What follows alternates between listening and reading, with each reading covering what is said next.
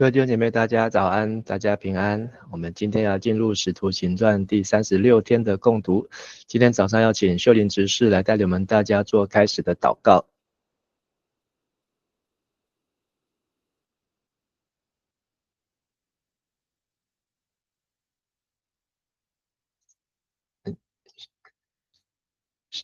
秀玲的麦克风有没有打开？有打开。好，好，牧师早，大家早，我们一起来祷告。亲爱的天父，爱我们的耶稣，感谢赞美你。透过网络，弟兄姐妹再次聚集共读您的话语。保罗教导我们：患难生忍耐，忍耐生老练，老练生盼望，盼望就不自羞愧。虽然生活与服事中有许多的挑战与艰难，求主成为我们的力量。不但如此，帮助我们就是在患难中也是欢欢喜喜，学会更多的信靠你。利用逆境变得更成熟，彼此饶恕，互相帮补。透过每一次的挑战与困苦，都能在你里面长出新的盼望。孩子这样祷告，都是奉靠主耶稣基督的圣名。阿门。阿们，谢谢。我们昨天从《使徒行传》26章，那看见保罗在亚基帕君王面前做见证。那他的自我辩述辩答是以他自己个人的过去的经历，那他也承认自己过去在认识耶稣以前的愚昧和过犯，那透过自己的经历来见证是上帝的拣选和呼召。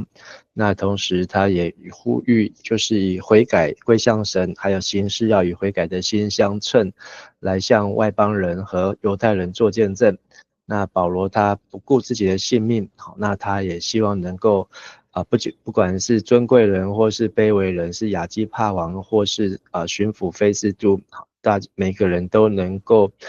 归向主。那我们可以看见保罗他传福音的心志。那么今天要来看到保罗他的这个罗马之旅，那就是在亚基帕王和菲斯都的审问之下，没有可以判刑的地方，那保罗坚持要上诉凯撒。那我们接着来看今天的经文27章，先请秀玲执事带我们读27章的1到4节。好，27章第1节，既然决定要我们从水路往意大利去，他们就把保罗和其他囚犯交给御营的罗马军官犹留。我们上了一艘从亚大米田来的船，这船就要起航，沿着亚细亚省的几个港口航行。有一个马其顿的帖撒罗尼迦人，名叫亚里达古，跟我们同行。第二天到了西顿，犹留宽待保罗，准许他去找朋友，受朋友招待。我们又从那里起航，因为遇到逆风，船就靠塞浦路斯背风的一面航行。以上。好，那所以我们可以看到27章这里开始呢，又出现了我们。好，那其实上一次出现是在21章。那从第3次布道旅行回菲律宾，然后到回来。好，那现在路加又出现我们。那但是保罗在耶路撒冷或是凯撒利亚受审的这一段期间，好，那路加可能也都有在旁。那这里讲到罗马的御营呢，御营呢是一个兵团，大概有300到600人，但是它并不是一个罗马帝国的正规军，可能是由这个希律王或是由菲斯都他所统辖的御营。那但是呢，里面有一个叫做百夫长，叫做犹流。那所以千夫长交给百夫长，那这犹流的字的意思就是发毛柔软。那因为他是单名没有复名，所以他可能是有罗马籍，他是有罗马籍的百夫长，那可能是当时的自由人或罗马公民。那他决定到要坐船到意大利啊。那这个船呢是从亚大米田来的。亚大米田就位于爱琴海特罗亚的东边一点的一个也是一个港口啊。那这艘船呢，可见它是要从亚大米田要来到凯撒利亚，所以它可能是从亚大米田过来要返航，那他们就搭了这艘船。那有马其顿的帖撒罗尼迦人亚里达古。那亚里达古这里是第3次出现，在19章29节的以弗所的戏园，还有20章第4节。那到现在27章，亚里达古第3次的出现，亚里达古这个人的名字的意思就是最好的统治者。那但是不仅在这里，使徒行传出现了3次，在哥罗西书的第4章第10节，还有腓利门书的第1章24节，都有提到他，所以他都是保罗在第3次布道旅行以弗所之后，一路上跟着他，到了罗马的监狱，亚里达古也都跟在身旁，所以这个第4次前往罗马的路程呢，有亚里达古，那他们他还要加上路加，那看见至少有这2个人，那他们第2天起航，然后要往这个往这个塞浦路斯的方向，但是因为他们是要回亚大米田的船只，所以这可能是他的航行的路线，就是先从凯撒利亚经过了西顿，那西顿呢又得到这个犹流的宽待准许他往朋友那里去，所以他可能去到了这里等一下提到了几个地方，那包括这些可能都是保罗他有认识的人地方，所以这艘船呢，虽然有御营带，后来我们会看到这艘船上坐了200多人276个人，这个船呢至少可能有100-200个人，因为到后面越来他有在换。那所以他们就要往这个罗马的路上。好，那我们继续来看第5节到第8节。好，请秀玲带我们来读。27章第5节，我们渡过基利家、庞菲利亚一带海面，到了吕家的美拉，在那里犹流找到一艘从亚历山大来的船，要开往意大利去，就叫我们都上了船。一连好几天，船行得很慢，好不容易开到格尼土附近，因为风的拦阻，我们不能继续照原来的方向往前行，就靠着克里特岛背风的一面航行，从萨摩尼角过去。我们傍着海岸前进，费尽力气才到达距离拉西亚域不远的一个加奥港。以上。好，那所以凯撒利亚出发，好，先停在西顿。好，那西顿呢，保罗还可以去拜访朋友。好，那接着西顿之后又继续航行到了美拉。好，那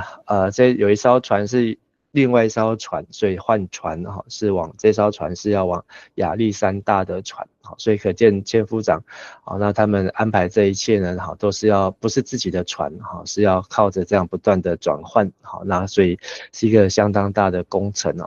那要往北非的亚历山大，好，那亚历山大是罗马帝国的粮食来源地，好，那也有这个运粮的航线，那通常这种运粮的船呢，好，有54公尺，好，高有13公尺，宽也有13公尺，好，那乘客呢都是在甲板上面那他们从西顿要往美拉的方向，那所以可以看到西顿，然后经过保罗拜访朋友，然后要往美拉的方向。好，那但是呢，在这里讲到说，因为船很慢，好，因为当时这可能是天候的关系，所以接近秋天快要冬天，所以是逆风，好，这个风向是逆风，所以一连多日，好，那他们好不容易才来到了格尼土，好，再从美拉，好，经过了好几天才来到了格尼土，又被风拦阻，所以他们就贴着克里特岛，因为这风一直吹，所以他们可能走在克里特岛的背风岸，就是属于南边这一带。那从萨摩亚航行好，那基利家是保罗的故乡，庞菲利亚也是保罗第一次布道旅行登岸去到比西底的安提阿的地方。好，那这里来到了这个吕家，好，这都是省份，好，那就是美拉好的省份。那可能保罗在以弗所传福音的时候，可能也有可能来到了吕家的一带。那这里有几张照片就是关于这几个地方。好，那是美拉，好，美拉的意思是没药，好，是一个海港，也是谷类交易中心。好，那今天到美拉呢，还可以看到岩石当中岩崖当中的墓穴，还有戏园，还有尼可拉的雕像和尼可拉的教堂那他们在逆风当中航行，好，继续往前来到了几个地方，包括格尼土，好，它的意思是恼怒。那还有克里底啊，哥里底就是克里特岛，好，那它的意思是指多肉。那还有后来提多就被留在克里特岛，是保罗从罗马监狱出来的时候，好，那还有他们讲到的背风案，好，就讲到说，因为是吹西北风的关系，好，他们可能在这边航行的速度才能快一点哦，好，因为航行速度越慢，好，那他们人数多，所需要的粮食还有耗费的体力还有危险都会增加。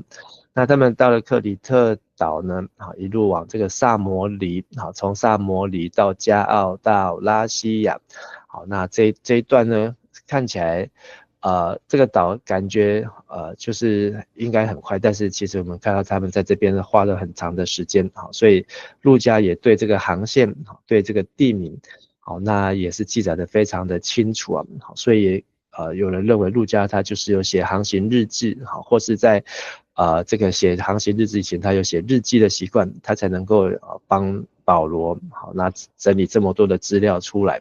好，那这里是格里土的照片，可以看到有留下很多的这个遗迹建筑，好，那还有古代航行的船只，好的这个图可能是长这个样子。好，那到后面会看到这个船上呢有276个人，所以这个船呢，也是一个相当具有规模的。那克里特岛，好，那也是很多现在的观光景点，那也可以找到很多的古代的古堡的遗迹。那在这克里特岛上的萨摩尼角，好，就是在属于西边的地方，好，那它从这边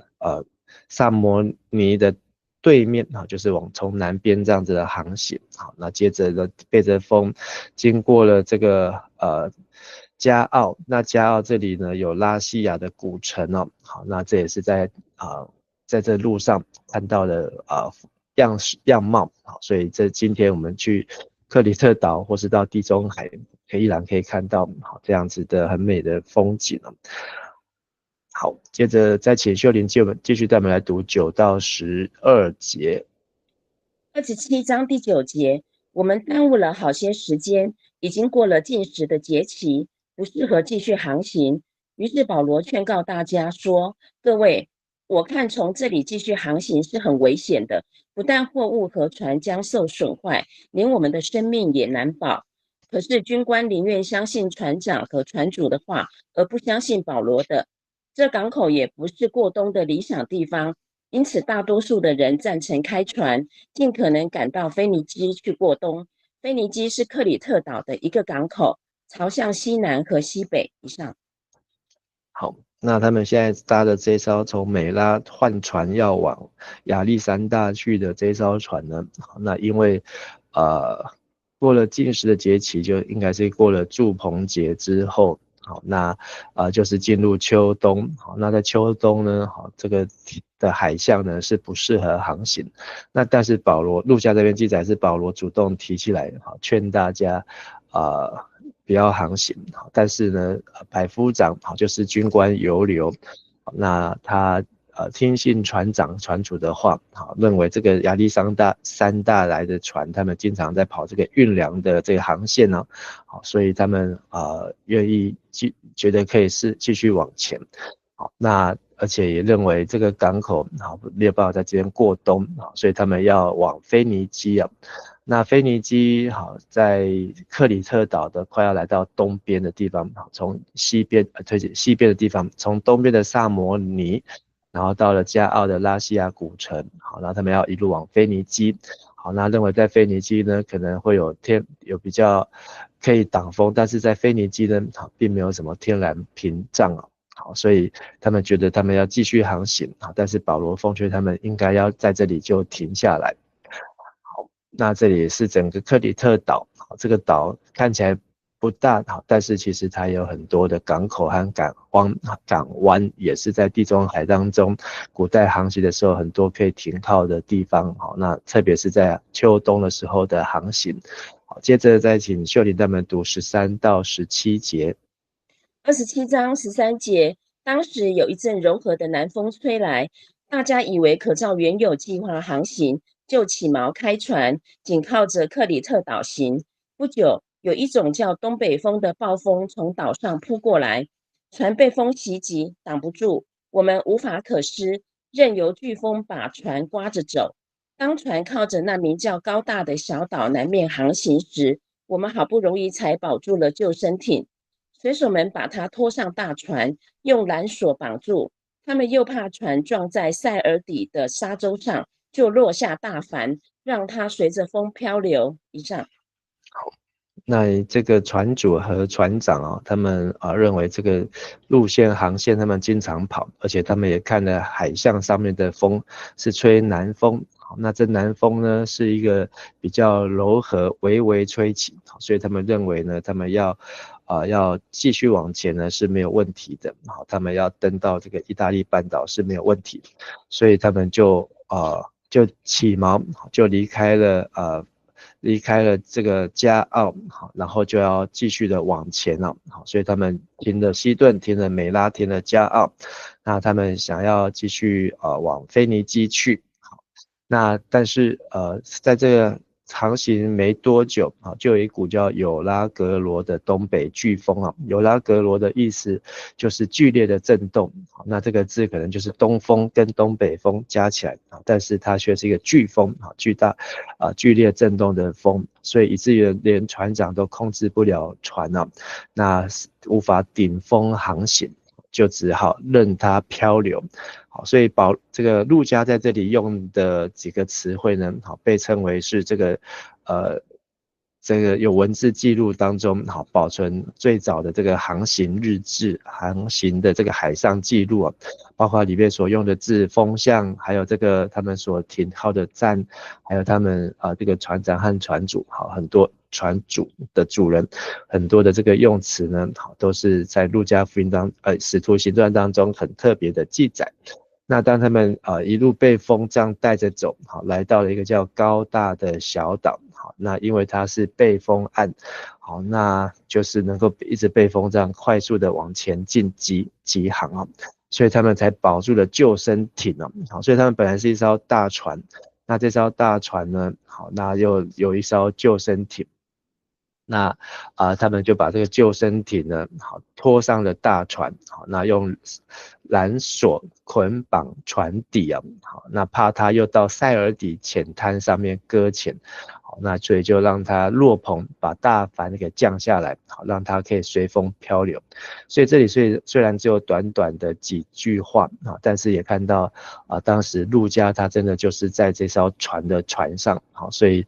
他对于起锚，好，然后这个船怎么样被风抓住，怎么样顶风航行，怎么样船的被漂流，然后又在背风岸的急航，然后还有救生艇，然后再用缆索捆绑救生艇，好，等等，好，那还讲到搁浅，还降下大帆了，然后船怎么样漂流，好，这里很短的几节，可是里面有很多这个航海术语跟航海用字哦，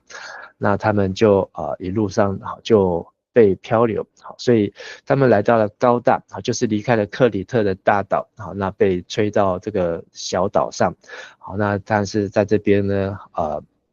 小岛勉强呢，好是能够在那边保住他们的救生艇，好，但是他们很怕这个风跟这个海象洋流呢，会把他们吹到塞尔底去啊，好，塞尔底去，好，所以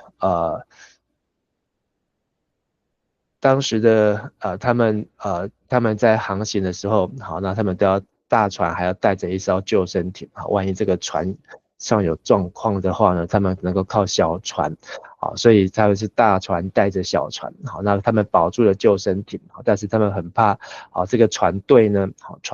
会被吹到塞尔底，那塞尔底在哪里呢？好，塞尔底就是在非洲的利比亚这边哦，所以在地图上可以看到这里有大塞尔底、小塞尔底。好，那他们在高大，好，那他们航行的路线呢是要经过亚历山大，好，亚历山大运粮的船，从亚历山大来的美拉的船，他们可能目标呢是要来到意大利半岛，能够从叙拉古利基翁一路在大陆入到罗马去，但是他们很怕这个航行的路线会被西北风一路吹到塞尔底，那这边是属于浅滩呢，这是塞尔底的地形，好，那他们从这个比较浅滩，如果船搁浅的话呢，好，它可能就会沉船，好，所以塞尔底又被称为这个船的坟场，很多船呢就沉在那边，因为搁浅不能再移动，好，那也动不了它，好，最后就慢慢的沉在这个海岸的底下。好，接着再请秀玲带我们读18节到26节。27章18节，风暴继续袭击。第二天，他们开始把货物抛入海中。第三天，连船上的器具也都扔掉了。好些日子，我们看不见太阳和星星，风浪继续吹逼，我们终于放弃了获救的希望。船上的人已经有许多天没有吃什么东西。保罗站在他们面前说：“各位，你们要是早听我的话，不从克里特岛开船，就不致遭受这一切损失。现在我劝你们放心，你们中间不会有人丧失性命，只是会损失这艘船。昨夜我所属所敬拜的上帝差他的天使对我说：保罗，不要害怕，你必须站在皇帝面前。而且由于上帝的慈爱，他已经定义保守所有跟你同船的人的性命。所以各位可以放心，我相信上帝必定实现他对我说的话。不过我们会给飘到一个岛上去。以上。好，那他们从该撒利亚到西顿有停留，好，再到了美拉，西顿是让保罗找朋友，好，美拉又停留换船，然后呢，沿着这个经过格尼土之后，就因为遇到大风，就一路贴着克里特岛前行。但是在克里特岛本来应该要在加奥，保罗奉劝他们在加奥过冬，好，那船主就想要往腓尼基，好，但是呢，往腓尼基之后，就这路上呢就被有拉格罗飓风给吹，好，离的克里特岛，那贴着这个高大小岛，好，那就被这个小岛急航之后呢，好，虽然保住了救生艇，但是他们可能现在就被风一路带着走。那带着走呢，可能会被吹到这个塞尔底的地方，好，甚至他们提到说这个风暴呢继续他们在海上这样子漂流航行，大家甚至被迫把货物都抛在海里，因为这个船必须要减轻它的重量，否则航行的这些水手可能就没有力气哦，好，那气力会用完。甚至过了好几天是不见太阳和星星，就是到底是白天还是晚上都搞不清楚这样子的天气，甚至也有狂风大浪，以至于他们最后都觉得哇，他们通通都要葬身在海上，获救的指望都没有了，甚至因为抛弃的东西好几天没有吃东西，所以这一段绿色的这一段航行的路线呢，非常的长，但是完全没有任何可以补给的地方，所以他们就认为他们可能就要葬身在这里，那这是亚底里海的范围，或是亚得里亚海的范围当中啊。好，那但是保罗这时候又出来了，保罗曾经在美拉的这一段路上劝他们就要在加奥的地方呢，劝他们不要再继续往前，因为保罗为什么知道？因为他有去过以弗所，去过哥林多，好，那他在那边有住过几次，他可能跟当地的人也听过当地的故事，好，知道这个地中海的航行好的季节，好，但是呢，这艘亚历山大来的船呢，却继续往前，但保罗劝他们说，你们要是早听话，就不会遭受这一切损失。但是保罗不是在放马后炮，也不是落井下石，而是保罗呢在这里说劝告大家，安慰大家不要怕。因为上帝在夜间有借着使者在他的身边对他说话，说不要怕，你必定会站在凯撒面前，神已经把安全赐给你跟同船的人。好，那这也继续回应他在23章说领受了异象，他怎么样在耶路撒冷做见证，也要在罗马来为主做见证。好，那神继续兼顾他。好，所以保罗以上帝神的使者给他的异象，请大家放心。那前面23章出现的时候也是告诉他放心吧，现在他也奉劝大家要放心，因为主怎么样对他说事情就要怎么样成就，但是呢船呢必须要搁浅，会被飘到一个不知保罗也不晓得的名的岛上，后来我们知道这个岛就是米利大岛米利大岛就是马耳他岛，在明天的28章会看见。好，继续再请秀玲带我们读27到38节。27节，到了第14天夜里，我们的船仍然在亚得里亚海飘来飘去。到了半夜，水手以为我们已靠近陆地，就抛下测绳，探测水的深浅，得40公尺，稍往前再探，得30公尺。他们怕船触了暗礁，就从船尾抛下4个锚，盼望天亮。水手们想逃出这条船，把救生艇垂下海里，假装要从船头抛锚。保罗对军官和兵士们说：“这些人不留在船上，你们就不能获救。”兵士就砍断救生艇的绳子，由它飘去。天快亮的时候，保罗劝大家吃点东西。他说：“你们悬心焦虑，不吃不喝，已经14天了。所以我劝你们吃点东西，才能够支持下去。因为你们每一个人连一根头发都不至于损失。”说了这话，保罗拿些面包在大家面前向上帝献上感谢，然后剥开来吃。大家都觉得放心，也就吃了。我们同船的共有276人。大家吃饱后，为了减轻船的载重，又把船上的麦子抛进海里。以上。好，那前面有提到，他们因为从这个高大一路在亚得里亚海地中海好几天没有吃东西，好，那但是已经到了第14天了，好，那这14天呢，好，可能路加的日记的记载大约这样子航行，好，有几百公里，好，那而且在这亚得里亚海，好，那这是属于比较北边靠意大利的地方，那它一直到南边的亚得里亚海，在这个地方，好，都是属于亚得里亚海在地中海的区域范围当中啊。那保罗他们以为到了半夜，以为快要靠近陆地，好，那他们就抛下测绳，好，那探的河本是12丈跟9丈，好，那现代中译本直接翻成现在用的40公尺和30公尺啊。那40公尺呢，表示这个水还不够深，好，那又探到那越去越浅，好，就是从40公尺变成30公尺，他们以为他们会被遭这个搁浅在塞尔底的浅滩，因为是半夜，好，又恐怕他们撞到礁石，所以他们就赶快从船尾抛下4个锚，所以路加在这边记载的非常的清楚啊，好像身历其境。那希望在天亮的时候，就让船不要继续往前啊。如果船去触礁的话，坏掉的话，这艘船就会报废，或是沉到海底。那这时候呢，划船的水手们，好，那他们就想要弃船逃走，因为以他们的经验，好，这个深度呢已经到了9丈30公尺的时候呢，好，是相当危险，好，所以他们他们不是抛锚，他们是抛救生艇，他们自己想要搭救生艇来逃跑。那但是保罗呢，好，他也发现了，所以他赶快对百夫长尤留，还有对这些罗马士兵说，这些水手如果不留在船上，好，你们都不能获救，好，所以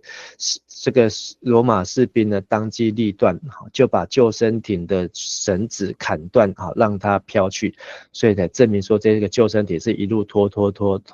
到这个地方来啊，拖得非常久的时间，所以这些水手在划船的时候呢，真的是相当的吃力。那一路到这个是他们在海上的这个际遇啊，好，现在马耳他岛米利大岛，那但是呢，天快亮，好，保罗奉劝他们，好，还是要用餐哦。那因为他们已经过了14天，好，那他们如果再不吃东西呢，好，可能和体力还有精神都会消耗。但是呢，保罗在这边好引用这个耶稣在登山宝训说，好，上帝连你们头发都数算过，甚至连一根头发都不会掉落。好，保罗给他们非常大的安慰，所以保罗带领大家拿饼出来祝谢。好，那这好像让我们看到5饼2鱼。好，所以他们没有吃东西，不是没有东西可以吃，他们没有东西是他们一直在担心，他们接下来的航行已经 delay， 好，然后可能食物会不足，所以他们必须要把这些食物留到最后。但是他们就连这个救生艇都砍掉了，好，就是他们不是靠救生艇得救，好，那他们也把这个麦子，好，船上的食物也吃了，吃一吃之后呢，陆家一算人，总共276人。那这将近300人，好，不是小数目。我们之前去这个退休会，全校退休会，好，那200人就要好几台游览车。那这个不是游览车的问题，这是一艘游轮，好，是一艘大船，好，可以有276人。但是相信没有现在的游轮那么豪华，这么大。甚至吃完之后还要再把船减轻重量，好，连食物都抛弃。好，好，那我们继续看最后一段29到44节。39节，天亮了，水手不认识那地方，但是发现一个海湾，而且有沙滩，就决定想法子把船拢上去。他们先砍断缆索，把锚抛在海里，同时松开舵绳，拉起船头的帆，让风把船推向岸去。但是船因冲到沙洲搁浅，船头胶住，不能转动，船尾被大浪猛力冲击，破损不堪。兵士想把囚犯都杀了，避免有人潜水逃脱的。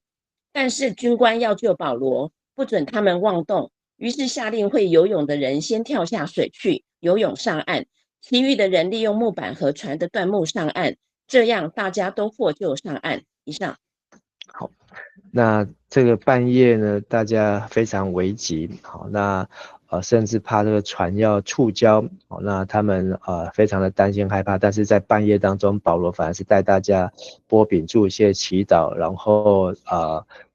增强体力，然后给大家信心了。好，到了天亮了，好，但是水手完全认不出来这是什么地方。好，那看见一个可以登岸的海湾，好，才知道说这就是马耳他，就是米利大岛。那他们在这个有沙滩，所以他们这果然是搁浅的方式啊，它不是一个沿岸啊，也不是个港口。那这也是在之前的这个14天当中，哦，那保罗得到意象说他们必须要搁浅。那我们继续看到路加用非常专业的几个字啊，好，包括说靠岸，然后砍断缆索，丢抛锚入海，松开舵绳，好，拉起头篷，就是这个帆，好，然后船头的帆，好，然后呢，让船呢顺风向着这个沙滩前行啊，好，不是用划的方式。那碰到两水夹流的地方，就是这个洋流呢，两个水的水道地方，好，就搁浅，好，那搁浅，好，然后船头就胶住，就是被定住不动，不能再转动，那船尾就被浪的冲坏了。好，那所以这艘船呢，等于是是要修复，好，要修理，好，那但是这个船遇到这边，好，那罗马现在之前是水手要作乱，好，现在换士兵，好，他想要把所有囚犯都杀，好，免得这些囚犯逃跑，好，所以这个罗马士兵呢，他们就要杀的话呢，可能连保罗都要杀。好，但43节就是犹流百夫长，好，他想要救保罗，所以就不让士兵随意杀囚犯。好，那因为保罗前面也有说，叫他们放心，好，那一根头发都不会失落，好，甚至呢，好，不会有这个同船全船的人，大家都会得到上帝所赐的平安。好，所以这个百夫长也扮演关键的角色。好，那他想出一个方法，好，因为他怕，好，如果一批人先上去，在船上的好这个罗马士兵就会杀后面的犯人，所以他就吩咐所有犯人当中会游泳的就先跳下去海里游到岸上，其余的人呢，好，已经没有救生艇了，所以他们就用木板或是用船上的碎片，好，上岸。就这样，好，所有的人276人，好，全部都平安的上岸。好，所以明天我们继续再来看好这一段的上岸之后的记载。那我们看到保罗呢，他要前往罗马，是经过航行前往罗马。好，那航行呢是比他走陆路，好，是时间较快，而且也较安全，好，因为在路上有很多等着要杀保罗的犹太人。好，但是呢，在航行当中，保罗可能也有航海，好，路加也有航海的经验，好，那他预知这个气象不稳定，好，但是罗马士兵百夫长，好，只听从船长，那他们在海上的风浪当中，好，保罗用主所给的意象，好，来安定众人的心，最后船只搁浅，好，那这个也是遭遇危急因为士兵想要杀犯人但是上帝安排的使者就是百夫长犹流，也被路加给记载下来他是发毛柔软，这名字是发毛柔软。我们今天看了很多的人名，看了很多的地名那好像我们也从这个地中海的航行也走了一遭。那也盼望我们在这一些使徒行传的27章可以再次看到这一卷书这么多的地名，这么多的人名再次证明这一卷书所记载的真实，以及这里面的内容是正确无误的是经过严谨的考察那不仅是让我们知道当时古代所发生的事情，也让我们知道圣灵在这整个使徒行传以及借着耶稣基督的作为要向世人所做的见证是真实的。好，我们今天分享到这边，我们一起来祷告。现在天父上帝，我们感谢你透过使徒行传倒数第2章的记载，让我们看见在将近2000年前保罗一行人他们怎么样出死入生，他们怎么样经过风风雨雨，经过大风大浪一路要往危险的地方或是未知的地方去，就是为了将福音不断的来传扬。恳求主也带领我们人生的道路，或许我们已知或未知，但是让我们都有一个愿意来顺服主的带领，让我们能够继续的为主来做见证。也求你继续带领我们在暑假的这个礼拜当中的营会营队，也继续带领看顾我们身心灵遭遇软弱欠缺的弟兄姐妹，也看顾保守我们今天所做一切的行程以及晚上的祷告会都能够有主的同在。我们同心在主的面前献上感谢祷告恳求，奉靠主耶稣基督的名求，阿们。谢谢秀莲执事，谢谢大家，谢谢牧师，谢谢大家，谢谢牧师，辛苦了，谢谢，谢谢牧师，谢谢，平安，谢谢牧师，平安，平安。